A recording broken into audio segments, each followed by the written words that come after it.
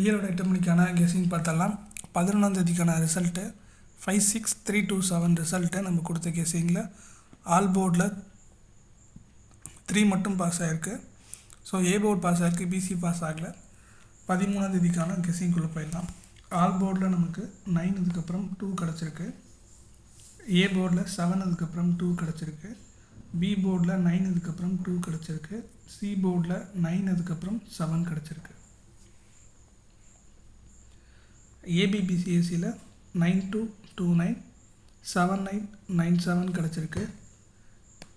ABC board பாக்ஸில் 927 அதோட power நம்பரான 472 கிடச்சிருக்கு. ஸோ நமக்கு இன்றைக்கி கிடச்சிருக்க நம்பர்ஸ் பார்த்திங்க அப்படின்னா 3 நம்பர் தான். 9 2 அதுக்கப்புறம் 7 இந்த 3 நம்பர் தான் நமக்கு கெஸிங்கில் கிடச்சிருக்கு. ஸோ உங்களுக்கு அது எது மாதிரி பிளான் பண்ணணுமோ பண்ணி ப்ளே பண்ணிக்கோங்க.